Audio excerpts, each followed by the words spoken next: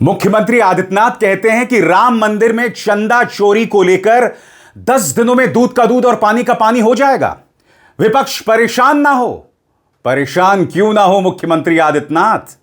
क्या आप भूल गए कि कुंभ में भी भगदड़ मची थी? आपकी सरकार तो अभी तक मृतकों के आंकड़ों को स्वीकार नहीं कर रही है। यह आंकड़ा 100 के पार है, मगर आपका आंकड़ा 30 से आगे नहीं बढ़ रहा है। सबने देखा था कि कुंभ में भगदड़ के नाम पर किस तरह की जांच हुई और किस पर कार्रवाई हुई। जी हां, सवाल है किस पर कार्रवाई हुई थी कुंभ में भगदड़ को लेकर। और अब ये हमसे कह रहे हैं कि राम मंदिर में कार्रवाई होगी। हकीकत यह है दोस्तों, रोज पता चल रहा है कि किस तरह से चंपत राय के रिश्तेदारों, बड़े बड़े अधिकारियों के रिश्तेदारों ने जमीन खरीदी। ये तमाम बातें पता चल रही हैं। आज दूध का दूध और पानी का पानी होगा।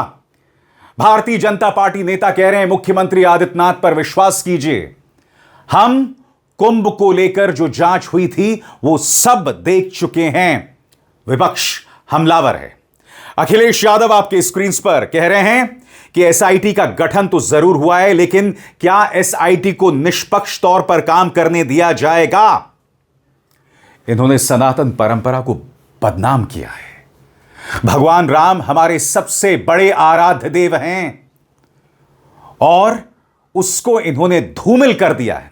राम के नाम पर इन्होंने वोट बटोरे, मगर चंदा चोरी को नहीं रोक पाए।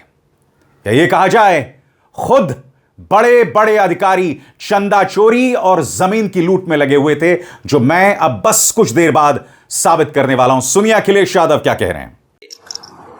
समय नहीं है इस बात का कि हम लोग प्रभु श्री राम,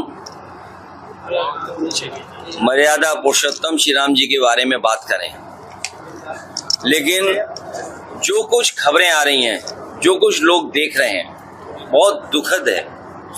लोगों को बहुत ठेस पहुंची है।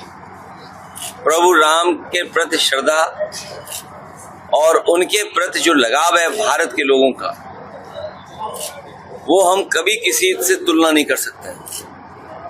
लोग कभी ये स्वीकार नहीं कर सकते थे कि उनके चढ़ावे के बारे में भी ये खबरें आएंगी। सरकार ने एसआईटी जरूर बनाई है, लेकिन क्या एसआईटी को निष्पक्ष काम करने देंगे, ये भी एक सवाल है बड़ा। सीसीटीवी के फुटेज गायब हैं, जो खबरें आ रही हैं आप ही लोग दिखा रहे हो। और फिर उससे भी बड़ा दुखद बात यह है, इसके अधिकारी बताइए हमारे सनातन धर्म के साधु संत पुजारियों का पूछताछ करेंगे। आपने पहले भी पूजनीय शंकराचार्य जी को देखा कि किस तरह अपमानित होना पड़ा उन्हें। भारतीय जनता पार्टी ने ये साबित कर दिया है, तो धर्म से ज्यादा उन्हें धन से प्यार है। धर्म से ज्यादा उन्हें धन से प्यार है। और सनातन परंपरा को इतनी बड़ी ठेस पहुंचाना कोई कल्पना नहीं कर सकता था। हमें उम्मीद है कि सच्चाई सामने आएगी। आम आदमी पार्टी नेता अरविंद केजरीवाल भी सामने आए हैं। उन्होंने कहा कि राम के नाम पर यह नाइंसाफी बर्दाश्त नहीं की जा सकती। बकौल अरविंद केजरीवाल वो कहते हैं, राम मंदिर में करोड़ों हिंदुओं की आस्था है, उसी राम मंदिर में करोड़ों रुपए के चंदे की चोरी हुई है, लेकिन एक भी एफआईआर दर्ज नहीं हुई। अब भारतीय जनता पार्टी ये कह रही है 2 या 3 दिन में एफआईआर दर्ज हो जाएगी। मैं फिर आपसे कहना चाहता हूं, कुंभ में इतनी बड़ी भगदड़ मची, ये लोग मृतकों के आंकड़ों को स्वीकार करने को तैयार नहीं है, मगर हमसे ये उम्मीद करते हैं कि हम इन पर विश्वास करें कि राम मंदिर की चंदा चोरी में सब कुछ सही होगा। सुनिए अरविंद केजरीवाल क्या कह रहे हैं। अयोध्या के राम मंदिर से करोड़ों करोड़ों रुपए के चंदे की चोरी हो गई। बताया जा रहा है कि लगभग 200 करोड़ रुपए का तो कैश ही चोरी हो गया और कई हीरे जवाहरात के बक्से चोरी हो गए, और एक भी एफआईआर नहीं हुई है। ना यूपी पुलिस ने कोई एफआईआर की, ना ईडी ने कोई एफआईआर की, ना सीबीआई ने कोई एफआईआर की। केंद्र में और यूपी में दोनों जगह इनकी सरकारें हैं, कोई रेड नहीं, कोई गिरफ्तारी नहीं। कह रहे हैं बहुत बड़े बड़े नाम शामिल हैं। कार्रवाई हुई तो सरकार भी गिर सकती है। आपके हिसाब से किसे बचाना जरूरी है, सरकार को या करोड़ों करोड़ों लोगों की आस्था को?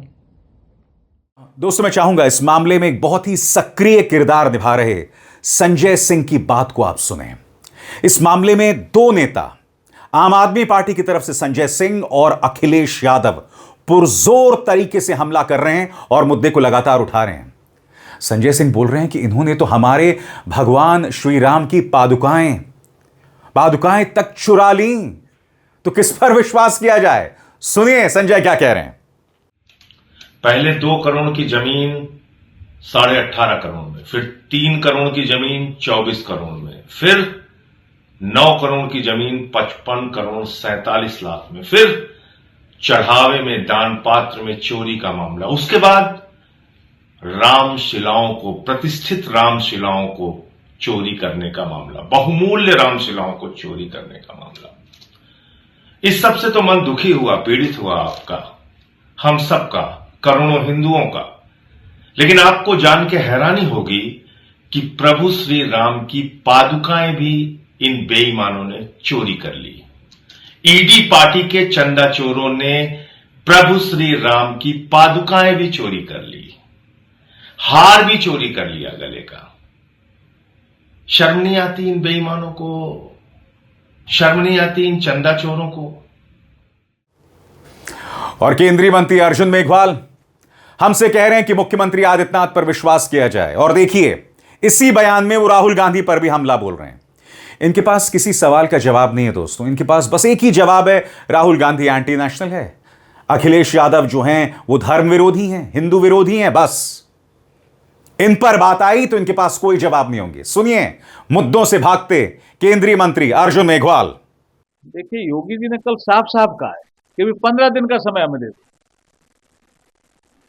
सारी जांच करके जो भी दोषी होगा वो जनता के सामने हम ले आएंगे, ऐसा योगी जी ने कहा। वो एक बार मुख्यमंत्री हैं, वो विश्वास करना चाहिए। एसआईटी का गठन हुआ है। राहुल गांधी जिस तरह से युवाओं को अभी जिस तरह से भाषा इस्तेमाल कर रहे हैं और वो कह रहे हैं कि मैं अलग लगाऊंगा, जो मोदी सरकार की ओर से युवा बर्बाद हो रहा है, उसको लेकर देखिए, राहुल गांधी जी अशांति फैलाने की दिशा में बढ़ रहे। अब ये जब वो आए कोटा तो समय भी सही नहीं चुना उन्होंने, ये तो तैयारी में लगे हुए थे ना। और फिर वो पॉलिटिकल समाज करके गए। कोई ऐसा सुझाव देते जैसे परीक्षा तंत्र को हम ठीक करते, ऐसा तो उन्होंने सुझाव दिया ही नहीं। उन्होंने तो अशांति पैदा कैसे हो देश में, उस दिशा में नौजवानों को भड़काने का काम किया। और अब एक जरूरी संदेश, सच के इस सफर में मेरा साथी बनिए, मेरा चैनल ज्वाइन कीजिए और इनमें से एक विकल्प, एक ऑप्शन चुनिए। शुक्रिया। मैं आपको बतलाना चाहता हूं दोस्तों, यह जमीन चोरी का मुद्दा आज का नहीं है। चंदा चोरी का मामला तो आज सामने भर कर आया। याद कीजिएगा 2021 में संजय सिंह ने और समाजवादी पार्टी ने उस वक्त भी यह मुद्दा उठाया था। आपको याद है कि आप भूल गए? याद कीजिएगा 2021 की समीरात्मज मिश्र की यह रिपोर्ट, 2021 की। देखिए, मर्यादा पुरुषोत्तम भगवान श्री राम के नाम पर कोई कल्पना भी नहीं कर सकता कि उनके नाम पर कोई घोटाला और भ्रष्टाचार करने की हिम्मत करेगा। लेकिन जो कागजात मैं आपके सामने दिखाने जा रहा हूं, वो कागजात चिल्ला चिल्ला कर कह रहे हैं कि राम जन्मभूमि ट्रस्ट के नाम पर करोड़ों रुपए चंपत राम जी ने चंपत कर दिया। उनका नाम चंपत राय नहीं, नटवर लाल होना चाहिए। करोड़ों रुपए राम जन्मभूमि ट्रस्ट के नाम पर घोटाला और भ्रष्टाचार करने का काम किया। और ये थमने का नाम नहीं ले रहा दोस्तों। मैं आपका ध्यान खींचना चाहता हूं दो खबरों की तरफ। आपकी स्क्रीन पर दैनिक भास्कर की इस खबर को देखिए। योगी को राम मंदिर चढ़ावा चोरी की रिपोर्ट देने पहुंची एसआईटी, 7 पेन ड्राइव में सबूत। चंपत राय, अनिल मिश्रा समेत 150 लोगों को चेतावनी, अयोध्या छोड़कर न जाएं। बड़ा सवाल, अगर दैनिक भास्कर की इस खबर पर विश्वास किया जाए तो क्या चंपत राय पर कार्रवाई होगी? और अगर चंपत राय पर कार्रवाई होगी तो क्या बड़े भाजपा के नेता नपेंगे? और मैं ऐसा क्यों कह रहा हूं? क्योंकि इन्हीं चंपत राय ने कहा था कि प्रधानमंत्री नरेंद्र मोदी विष्णु का अवतार हैं। सच बोलूं तो यह मुख्यमंत्री आदित्यनाथ की अग्नि परीक्षा है। मैं उम्मीद करता हूं, क्योंकि मुख्यमंत्री आदित्यनाथ एक मंदिर के महाराज थे, मठाधीश थे। मैं उम्मीद करता हूं कि भगवान श्री राम के नाम पर जो नाइंसाफी हुई है, मुख्यमंत्री आदित्यनाथ इसकी तह तक, इसकी जड़ तक पहुंचेंगे, क्योंकि आपको समझना पड़ेगा एक मामला कितना खतरनाक है। दैनिक भास्कर की इस खबर को देखिए दोस्तों, ये देखिए, राम मंदिर में ट्रस्टियों के भतीजे रिश्तेदार खरीद रहे थे जमीन, 17 गुना तक दिए दाम, निर्माण सामग्री में भी लिया 40% कमीशन। और तस्वीर किसकी है? चंपत राय की। और बात की जा रही है उनके भतीजे चंदन राय की। और मैं आपको बतलाना चाहता हूं एक एक करके दैनिक भास्कर की यह खबर दरअसल कह क्या रही है। सबसे पहले जिक्र किया जा रहा है चंपत राय और उनके भतीजे चंदन राय का, और यह रिपोर्ट क्या कहती है, गौर फरमाइए। कहते हैं, चंदन राय मंदिर ट्रस्ट के महासचिव चंपत राय का भतीजा है। अयोध्या में राम मंदिर बनाने के लिए जब जमीनों की खरीदी शुरू हुई तो यह एक्टिव हो गया। सूत्रों के मुताबिक चंदन पिछले 1 साल तक रामघाट में किराए के एक मकान में रह रहा था। अब उसने अयोध्या के माझा इलाके में कई बीघा जमीन खरीदी, हरिद्वार में होटल बनवाया। हरिद्वार में होटल बनवा लिया दोस्तों, यानी कि अयोध्या में तो अच्छा मकान खरीदा ही, होटल बनवा लिया।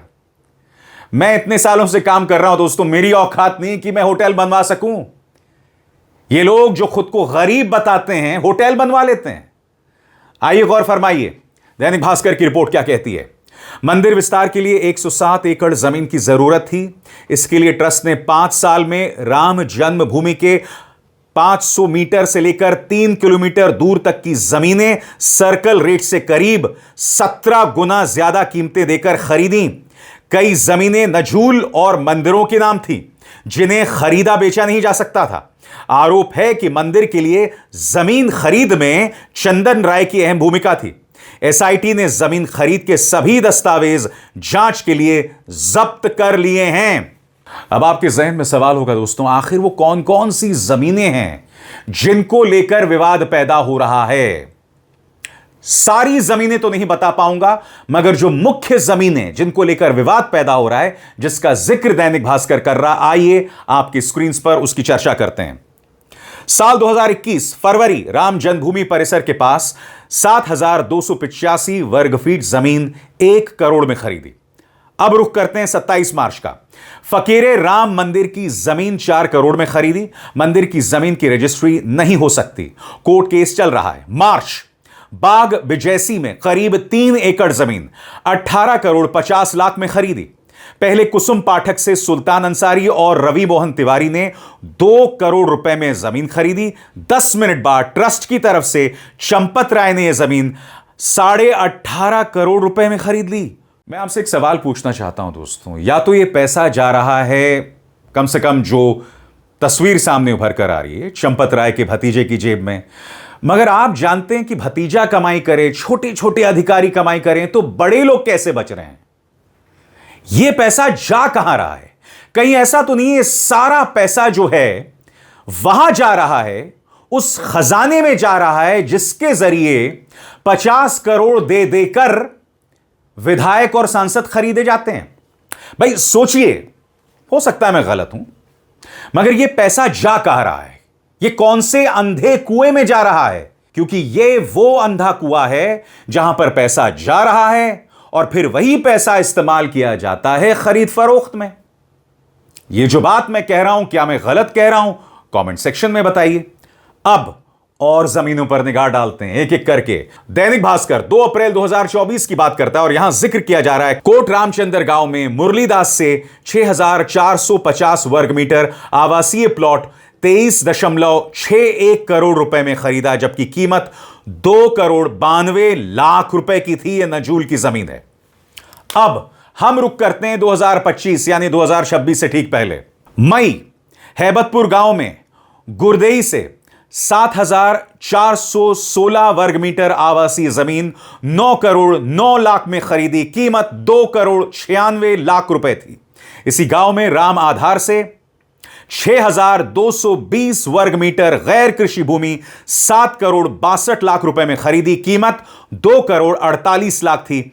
अब हम रुक करना चाहते हैं जुलाई का। जुलाई में मंदिर से 500 मीटर दूर परिवहन निगम से 3,540 वर्ग मीटर जमीन 6.9 करोड़ रुपए में खरीदी। भाई साहब 10-10 गुना ज्यादा दाम पर जमीन खरीदी जा रही थी। ये पैसा कहां से आया चंपत के चंदन के पास? और बात वहां नहीं रुकती, और भी भतीजे हैं साहब। सारा खेल चाचा भतीजा का चल रहा है। वो मनमोहन देसाई की फिल्म भी थी ना जिसमें धर्मेंद्र थे। सारा खेल चाचा भतीजा का। चलिए एक और परिचय कराया जाए।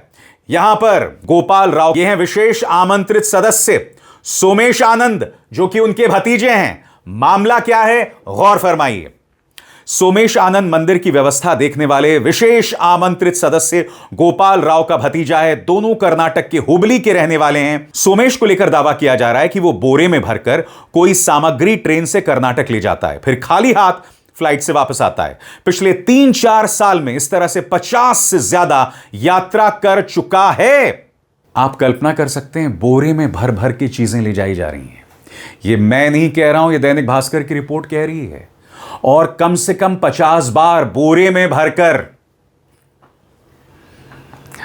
आप राम मंदिर जाते हैं, वहां सिर झुकाते हैं, आस्था में आप कुछ दान भी करते हैं, मगर आपका दिया हुआ पैसा भगवान राम उनके मूल्यों, उनके सिद्धांतों को बेहतर या उनकी बेहतरी में नहीं जा रहा है, वो किसी की जेब में जा रहा है। वैसे खबर यह भी आ रही है कि राम मंदिर में अब चंदा कम हो गया है। मुझे डर इस बात का है दोस्तों कि ये जो राम मंदिर में पैसा जा रहा है, ये कहीं किसी पॉलिटिकल पार्टी के काम तो नहीं आ रहा। क्योंकि आपको सोचना पड़ेगा कि ऐसा कैसे होता है कि एक एक सांसद को खरीदने के लिए आप आसानी से 50 करोड़ दे रहे हैं। ये सवाल है, मैं किसी पर आरोप नहीं लगा रहा हूं, यह महज एक कल्पना है। हो सकता है मैं गलत हूं, मगर आपको समझना पड़ेगा कि बार बार हमारे विश्वास के साथ विश्वासघात किया जा रहा है और यहां किसी को शर्म नहीं आ रही है। मुख्यमंत्री आदित्यनाथ अपने बेबाक अंदाज में डंके की चोट पर कह रहे हैं कि दूध का दूध और पानी का पानी हो जाएगा। देखना है कि बड़े बड़े भाजपा के नेताओं पर मुख्यमंत्री आदित्यनाथ क्या कार्रवाई करते हैं। और योगी जी, आपसे बेतहाशा उम्मीदें हैं मुझे। अभिसार शर्मा को दीजिए इजाजत। नमस्कार।